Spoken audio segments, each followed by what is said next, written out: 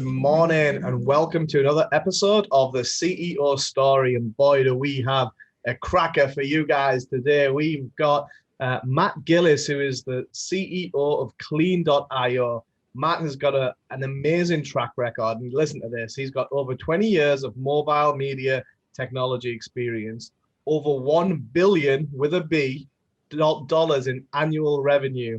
He's been through some mergers and some acquisitions and some sales. He's been around the block several times and lived to tell the story. So Matt, thank you so much for taking the time to join us. How are you doing? Awesome. Bought the t-shirt, been there, done it, made thousands of mistakes, and I'm still standing.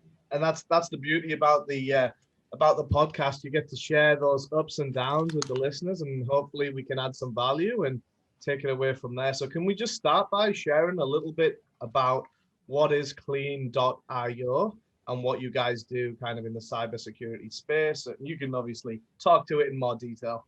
Yeah. Hey, Casey. So thanks for having me. So my name is Matt Gillis. I'm the CEO of Clean.io. We're a digital engagement security platform. That means we protect revenue and user experiences across a variety of properties on the internet, whether it's websites that monetize with advertisements or e-commerce websites that are selling goods and services. I've been in the ecosystem, the digital ecosystem, for a long time, almost since the dawn of the digital ecosystem. And so I've had some great experiences all along the way, whether it's with startups or big companies. But excited to tell you my story and excited to tell you the story of what we're doing at Clean.io, because we're doing a lot of great things to make users' experiences way better than they should be in that free and open internet. Fantastic. So let's jump into it then. Initially, you didn't just become a CEO overnight. You had a lot of amazing experience starting back in the wireless days. So if you want to kind of run us through at a high level, and we can kind of dip in and out some of the good things and the bad things along the way. Yeah, I'm very fortunate. All along the way, I've always had amazing opportunities, amazing jobs, amazing mentors, and that started for me when I graduated university. All through university, I was a summer student at the mobile phone company up in Canada, and so my job in the early 90s was standing on a golf course and letting men and women who were on the golf course make free cell phone calls. Believe it or not, that was a thing at one point in time. Wow. And believe it. Yeah. And so it was all about, like, I stood there, hey, you want to, and they were like, oh yeah, let me call the office. And they call back, like, guess what? I'm standing on a golf course making phone calls. And so that was a thing. Big deal. That was a big deal back then, right? Yeah. But so then like my career evolved at these wireless operators. I worked at two of them. So I worked at Bell Mobility in Toronto, and I worked at Verizon Wireless here in the US. And, kind of in I would say like the last half of my tenure at the operators, I was working on all of the services other than making phone calls that you use your phone for today. So think of in the early, in late 99, 2000, I was working on things like the wireless internet on your phone and, your ability to actually access websites on your phone through a mobile browser.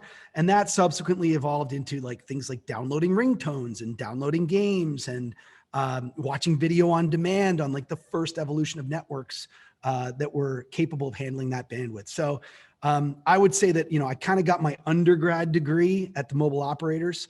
Kind of learned about business, learned about collaboration, learned about, how to launch things and how to do deals, build relationships. And then I became an entrepreneur. Second there, Matt, you mentioned something about mentorship at an early age. Did you have a mentor at that stage when you were early in the game on the technology side? Oh, I had countless mentors. Yeah. I mean, like, the one that gave me my first start was a guy named Bob Lavelle, who passed on about 10 years ago now. But Bob, listen, I was like a hungry university student who just wanted a chance. And my dad knew him. And so he hired me as a summer student. And, all along the way, he kept giving me new opportunities that I probably wasn't ready for. But, kept setting me up to learn and grow and manage people and hire people and fire people. And, all of those things that, that I think very few people really understand, like how important that is to have that mentor that kind of teaches you and trains you and lets you fail and make mistakes. And then also just kind of hangs you out on that tightrope without that safety net underneath you. And so I think that's a really good point, right? Is that, a lot of entrepreneurs feel alone, feel like, hey, I'm a one-man band, especially at the beginning before they have a full team, but even as they then direct the ship. But learning those skills on people management and kind of creating a culture and what's meeting the requirements versus isn't, and then having to have some tough conversations because we're all human beings. We like to get on with everyone. It's the ugly side of business, but it's definitely important. And having that exposure at a young age, how did that kind of help mold you into the leader that you are today? I mean, I think it's everything, right? I mean, and everything is a building block on, like you said, you don't just wake up and go, hey, I'm going to be a CEO today, right? Like, I mean, I think every challenge, every, success, everything that I've done along the way has prepared me enough, right? Because you're never over prepared, right? There's always going to be, I mean, COVID, who knew COVID was going to happen? And by the way, we were fundraising in the midst of COVID at this company. No one can prepare you for that.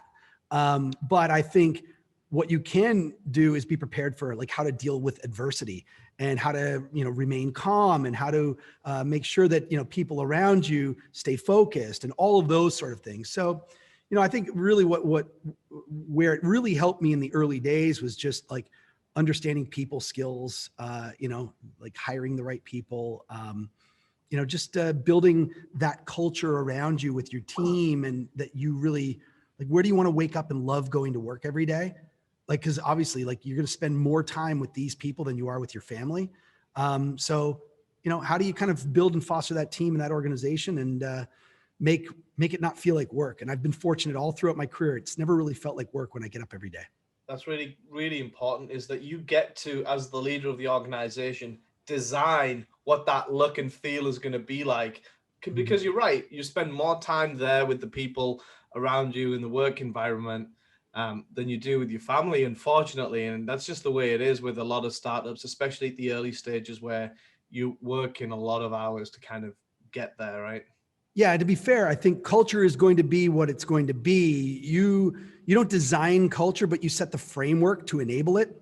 And I think and I think we've done a great job of that here. And that's not me tooting my horn. That's me tooting the horn of all of the leaders here who are leading people to create, the company and the culture that we're all so proud of. Yeah, that's really important. And I think you phrase it really well. It's the leaders that you empower to create that culture, because it's more than any one person, right? Mm-hmm. So that's Absolutely super important. So, okay, so then let's move on from the kind of the Verizon wireless days. Mm-hmm. You were in, well, cosmetic, the boutique mobile game company, if I remember correctly, right? Yeah. So I would say in that first tour of duty of my career at Mobile Operators, kind of at the end of that, there was a bit of a gold rush happening, right? And so the app economy was just starting, and this is pre-iPhone. But we were working on things like, like playing games on your cell phone, like Tetris and, that sort of thing. And so I left that position at Verizon to go and be part of a little small game startup. We made games on Java and Brew handsets. So this is prior to the iPhone and prior to Android. And our biggest game was Who Wants to Be a Millionaire? So we licensed the brand from ABC, and we took that to mobile. It was a raging success. It was a casual game. Casual games were important then, and we were acquired very quickly after we built this thing by Capcom. So the Japanese video game company Capcom, which makes Street Fighter, Resident Evil, Mega Man. You may be familiar with some of those games. Can we just go through kind of what was, because that was a big step at that time where you were making a really good salary with a big company, and then you kind of gave all that up to take what some people would have said was a huge risk with this game that not many people really understood it at that point, and it was very new. So that dynamic shift was massive in context, right? Where you've got this security and now you're leaving to kind of take a chance.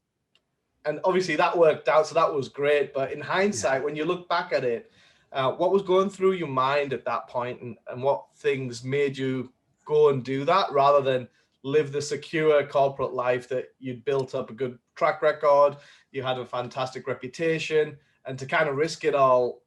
There's a lot going on there. There was, and I would say a lot of people question it. The funny thing is that, yeah, most people, you die to get into one of those jobs like I had at the carrier, which was, stable, secure, great benefits. If you don't do anything wrong, you probably have a job for life. And by the way, many of the people that I worked with actually still work at the carrier. Now we're like 25 years later kind of thing, right? Like, so, and there's nothing wrong with that. And I think it really comes up to, what's important for you and your life and your family and what do you want to do and all that sort of thing. For me, I was craving that walk on the tightrope a little bit, without the net. And I thought it was an opportunity for me to go out and learn skills that I didn't have or didn't know that I had. And I wanted to understand if I had them. And you asked about mentors earlier. Like, so one of my mentors is my uncle, and who was a very successful entrepreneur in a completely different industry. But I sat down with him when I was presented with the opportunity, and I was like, hey, listen, I think I could go do this. And, here's what it will mean to me financially, kind of if we have a big win, and if we don't, here's what it means. And here's the risk and the stability. And his point to me was kind of like, okay, what's the worst thing that can happen? And I was like, well, I don't know. I guess I go there, we take a couple swings and we strike out, and I got to look for a job. And he's like, okay, so if are you going to be more employable after having had this experience? And obviously the answer was yes. And by the way, it will also show that I'm willing to take calculated risks, and, I'm willing to bet on myself, and I believe in myself. And by the way, if we fail, we'll probably learn a ton that we won't make those mistakes again. So for me, when I sat down with him and then kind of weighed out all the pros and cons, the pro list was extensive. The con list was very short. And the decision kind of made itself. And as you said, it panned out. Not all of them do, but this one did. And, no regrets. And I think that's really great, actionable advice. Sit down, reflect, write a list, get some mentor to kind of help you think through things differently to the way that you probably normally would. And then review the list, take a look at it, take your time, and then see what works out better. I know we kind of went over it quickly there, but yeah, I think that's a huge piece of advice that a lot of people are stuck at this moment in time, kind of comfortable where they are, or even not comfortable if they've lost their jobs through COVID or what have you. And this is how to kind of take some actionable steps in the right direction, hopefully. So I think you'd be surprised that if you bet on yourself, you're going to do everything in your power to make sure that you're successful. Right. And so you'll stretch yourself. You'll learn that you probably had a lot of skills that you weren't sure that you had. And that was the case. Right. So yeah, I mean, I was not going to let this fail. It's so true what you're saying, because I went through it all myself when I started my business. Yep. And it was, I'm just this finance guy, give me the numbers. But now I've got to lead a marketing team, a sales team, and kind of bring in business and lead gen and all these other things that I've never done before. It's like, am I good at this? Am I bad? And you just got to figure it out. It doesn't matter if you're good or bad, but you got to get through it either way. So you're learning different skills and you're learning more about yourself every day, really. Exactly. So fantastic. So you had a great exit. So let's move on from the fact that Capcom came in, they bought you, and then you went into more of an advisory role. Well, I ran their mobile business for 4 years. I was the EVP of publishing on the mobile side. It was a great opportunity.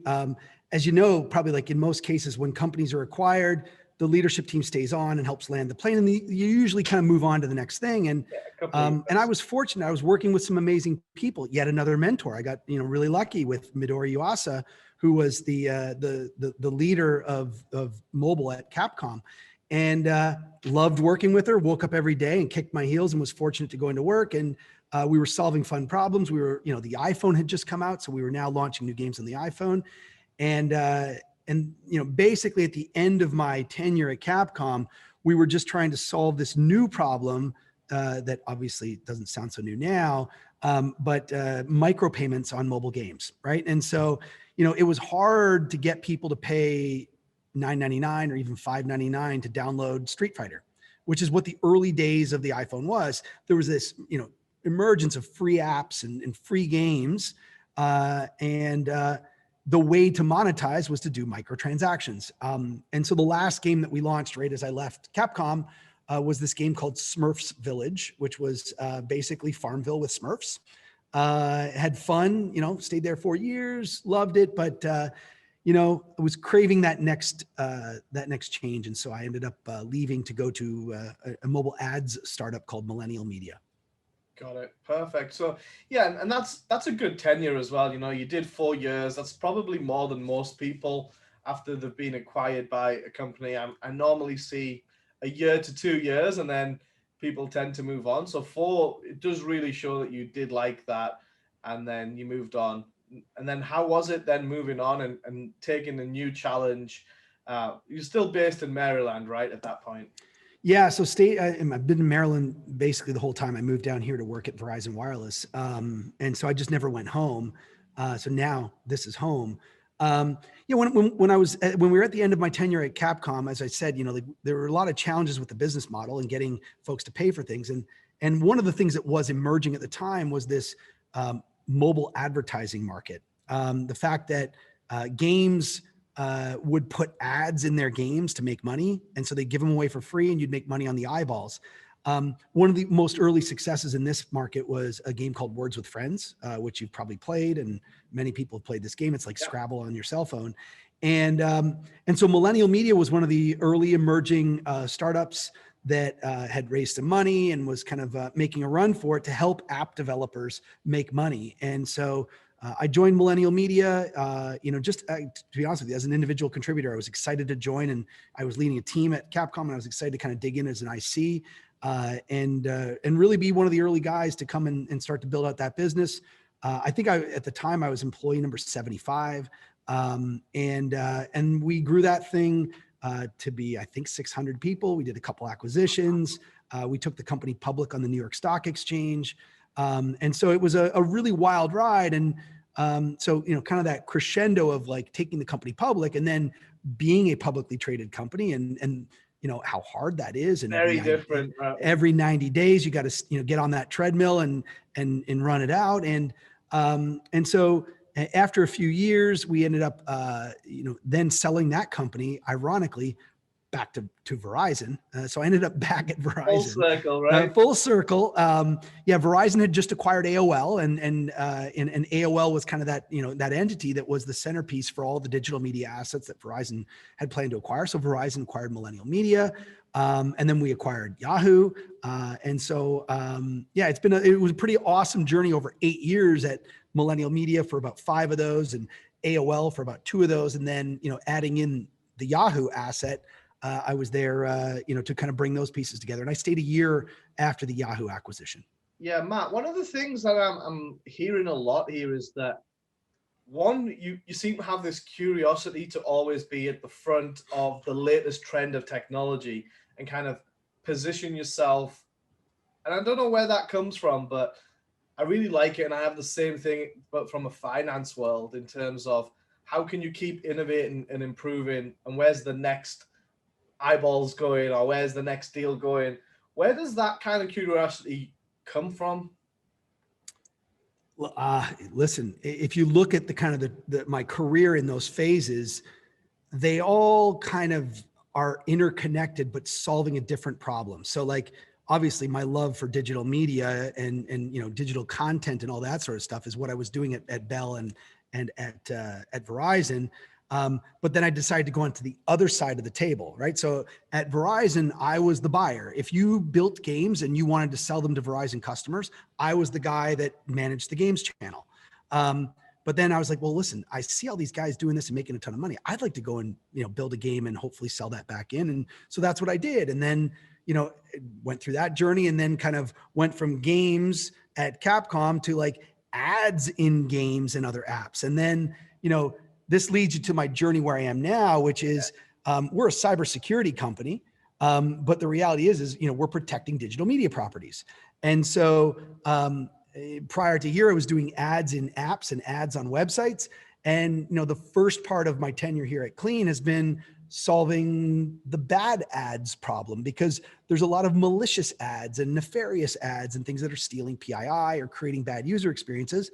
And so that's the company that we've kind of set out to build here. And so you just see that stitch of them all being interconnected, and maybe it's a curiosity. Maybe it's, I just, I don't know. I do believe that you got to find something that you really love to wake up and kick your heels in the morning. And so finding that challenge and always being challenged, I think, is very important to me, but also finding that people, like that group of folks that you love doing things with.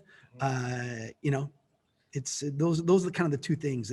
I've never made a money decision just in my career, and I've been fortunate to make money. But it's always been around finding that one thing that you love doing and the people that you love doing it with. I think the money solves it. Things you said really resonates with me. It was like, what problem are you solving? And you keep solving different problems in slightly different verticals, but they're all connected. So yep. I think that's a really good actionable item, is that if someone's out there listening and they're kind of stuck in which way to go or what to do, it's what problem do you have the skill set to really solve and enjoy doing at the same time, right? Because there's no point doing something if you're going to spend 10, 15 hours a day doing it and hate yourself for doing that. It's like, you've got to find a good balance of both. Yeah. I mean, listen, life is too short, as we all know. And so, yeah, you find that something that you have passion for, that you wake up and you're like, oh, I can't wait to go do that. I think, to be honest with you, it's time for that, like a career change, when you're not waking up and you're dreading going into the office, or dreading, in these times of COVID, walking downstairs and getting behind your desk to do your job. Yeah, it's totally true. So in terms of now clean.io and the cybersecurity, where do you see the future of that going with kind of VR, AR, and all these other things coming out? I'd love to kind of hear your thoughts on the next maybe 5 to 10 years. So it's super cool what we're doing. We started focusing on this, digital media ecosystem that makes money through ads. All right. And the problem that we went out to solve was these ads ecosystems are open. Anybody can come in and buy an ad and put it on a website and have an engagement with the user. Bad actors have figured out this as a really interesting way to Trojan horse their way into your experiences, into your devices, and have an engagement themselves. And they figured out how to buy those ads and have them do shady things and take over your phone experience. You probably have had it happen to you, where you go to a website, you're scrolling, and then all of a sudden it redirects you and says, hey, congratulations, Casey, you won an Amazon gift card. And you're like, I didn't click anything. I don't know what happened. Or your phone's infected with 49 viruses, click here, and it launches you into the app store somewhere. That's called malvertising. So we went out and we really focused on solving that problem, which is manifests itself as malicious JavaScript that executes once that ad renders on the device. We started kind of taking a broader look at where JavaScript is executing, where malicious or not, it just doesn't really have the authorization to execute. One of the areas where we saw that happening was in the e-commerce world, specifically in the web.